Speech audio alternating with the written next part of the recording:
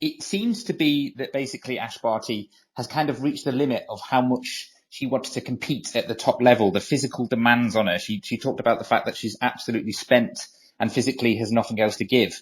And it seems that the effort and the intensity required to really reach the top of her sport, winning those 3 Grand Slams, the most recent one, the Australian Open this year, has really taken a toll on her. And she said, very honest, very open, I don't have the drive, the emotional want or the physical demand anymore to stay at the top level of the game. And I think that's purely it. I think she's going to do a press conference tomorrow to speak to the media and give a bit more information. But in terms of what she wants to do, she said she wants to focus on herself, not as an athlete anymore, but as a person, spend more time at home with her family rather than going out on the tour, traveling the world.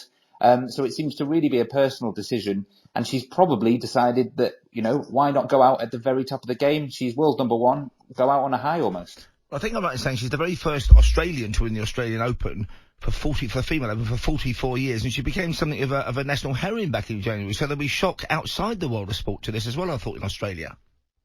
Absolutely, yeah. So to try and describe what it was like here when she was going for that Australian Open victory, it was kind of reminiscent to me of when Tim Henman used to try and win Wimbledon, or even Andy Murray in later years. It's that the pressure and the intensity, like the viewing figures were huge for her matches. The country would kind of come to a standstill when she was playing because they were so desperate for success, for a female to win the Australian Open. And there was a lot of stats out after her victory on the number of people who've actually taken up tennis in terms of because they've been inspired by Barty. I think it was something like 30% uptake in the following week after she won the Grand Slam. So she's not just a tennis icon here. She's an Australian icon.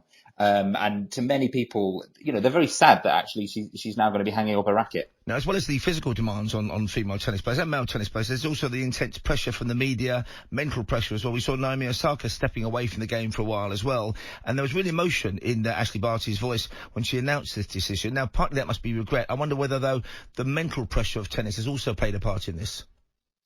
I think absolutely. I think she knows, the intensity and the intense focus that was on her. She's, as I mentioned, she's such an icon here. So that's, a media attention, public attention. She's on a lot of adverts in the country. She's very rarely out of the limelight. And she kind of strikes you personality wise as somebody who is quite quiet, quite calm, doesn't really look for the glamorous lifestyle. She talked about wanting to be at home with her family. Remember when we had the COVID pandemic, even when the female tour began again, she stayed in Australia for a large chunk during the pandemic, deciding not to travel.